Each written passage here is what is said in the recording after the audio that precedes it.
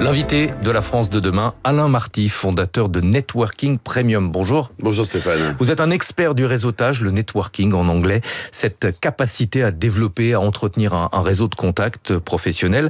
Alors à titre personnel, vous avez un réseau de 25 000 dirigeants et chefs d'entreprise en Europe.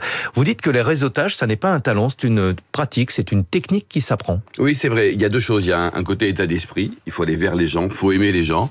Il y a également des choses, des méthodologies, des choses à faire et d'autres à surtout pas faire.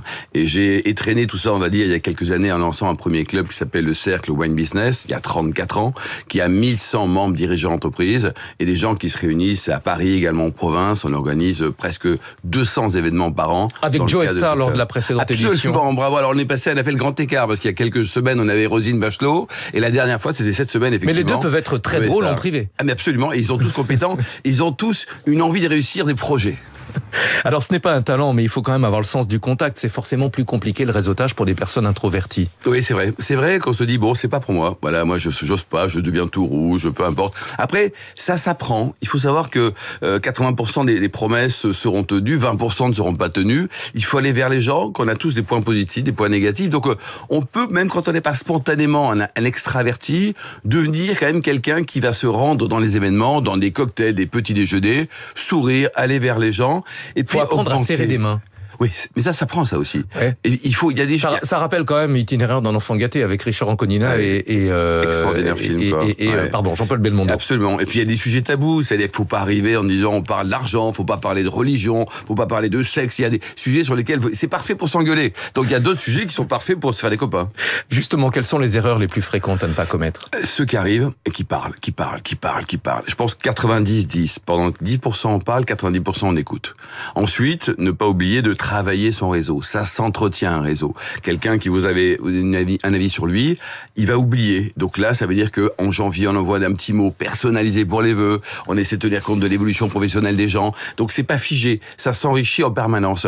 Il faut aller vers les gens en permanence et se dire ce réseau avec peut-être plusieurs niveaux de réseau. Ceux qui sont très importants pour moi. Et puis ne pas oublier ceux qui sont soit en dépôt de bilan pour les entrepreneurs, soit ceux qui ont été virés. Il y a aussi un impact, être proche de ceux qui ne sont pas en haut de la fiche. C'est très important, la fidélité, y compris dans le networking. Parce qu'ils s'en souviendront forcément. C'est une activité très chronophage. Est-ce que le jeu en vaut la chandelle? Est-ce qu'il y a un retour sur investissement? Oui, parce que le réseautage, ça intéresse tout le monde. C'est-à-dire quand on est salarié d'une entreprise, il y a le réseautage interne qui est important pour progresser. Quand on est entrepreneur, quand on est responsable commercial, c'est le réseautage pour développer du business. Donc, il faut pas passer son temps, il faut pas être le pilier de cocktail qu'on voit le matin au petit déjeuner sur Radio Classique et puis le soir en train de boire un verre au Wine Business. Mais par contre, il faut se dire, dans la vie, par exemple, adhérons au club des anciens de son école, pour ceux qui ont la chance d'être diplômés d'une école. Restons dans un club autour de l'art de vivre. Le vin, par exemple, il y en a d'autres aussi. Et puis, pourquoi pas un club autour de la réflexion. Donc voilà, donc ça, c'est la panoplie du bon réseauteur. Et le fait de dire, j'ai pas le temps, il faut que je m'occupe des enfants, tout ça, c'est pas vrai. On peut se trouver une petite, c'est un peu comme le sport d'ailleurs, hein. Ouais. On peut se trouver un petit peu de temps pour réseauter et commencer par anticiper ça quand on n'a rien à demander. Faut pas raisonner en se disant mon networking je l'ai pas parce que je suis au chômage. Non, faut commencer à le faire dès l'âge de 20 ans.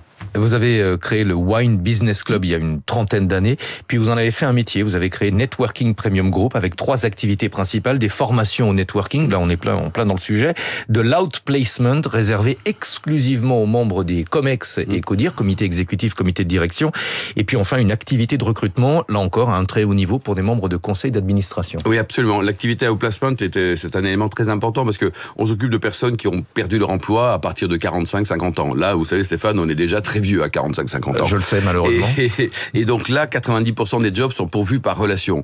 Et souvent, ces gens-là, quand ils sont sur le carreau, ils se disent, tiens, je ne connais personne. Ou je connais un peu de monde, je n'ai pas pris le temps. Et nous, on a un produit qui s'appelle le Networking Package, qui coûte 18 000 €, qui est payé par l'entreprise qui va se séparer de Stéphane, et qui permet aux gens de travailler, de rencontrer beaucoup de monde, de participer à 150 événements réseau, c'est les soirées du Cercle Wine Business, mais de Croissance Plus, des French Founders. Et donc, on donne accès à des réseaux post-licenciement et on aide les gens à se créer leur réseau relationnel quand ils sont en transition professionnelle. Et c'est vrai qu'il vaut mieux rencontrer des gens qui bossent plutôt que des gens en chômage quand on cherche un job. Qu'est-ce qui a changé dans le recrutement en l'espace d'une décennie ? Alors bon, oui, beaucoup de choses. La place aux femmes, nous, quand on fait du recrutement pour les administrateurs indépendants, on a 11 postes ouverts en ce moment. C'est vrai que c'est une catastrophe, il y a que des mecs. Il faut des femmes. Donc là, aujourd'hui, heureusement, il y a des lois qui imposent des quotas. Et c'est très bien dans ce cas de figure parce qu'on part de loin. Donc la place des femmes, elle est fondamentale. Il y a aussi des revenus. Bon, pourquoi est-ce que les femmes gagneraient moins d'argent que les hommes? Il n'y a aucune raison factuelle. Donc après, la diversité aussi. Je sais que moi, dans ma boîte, j'ai 40 salariés. On a plein de religions, plein de couleurs différentes. Puis c'est normal, puis ça marche très bien. Bon, il y a plein de choses qui évoluent dans le bon sens. C'est pas évident pour tout le monde. Hein. Oui, je sais. En tout cas, nous, à la limite, je pense qu'on doit avoir à peine 20% de blancs français. Donc, si vous êtes blanc français, venez nous voir parce qu'on a toutes les autres couleurs et on les aime très fort et ça marche très bien. Merci beaucoup à Alain Marty, fondateur de Networking Premium. L'un des conseils, peut-être, c'est d'être réactif. Je vous ai invité hier soir sur LinkedIn. Dans la demi-heure, vous aviez accepté mon invitation. On a 435 relations en commun. Voilà, j'en suis ravi. Merci beaucoup d'être venu ce matin Stéphane. Sur Radio Classique. 6h20, Natacha Valla nous a rejoint pour les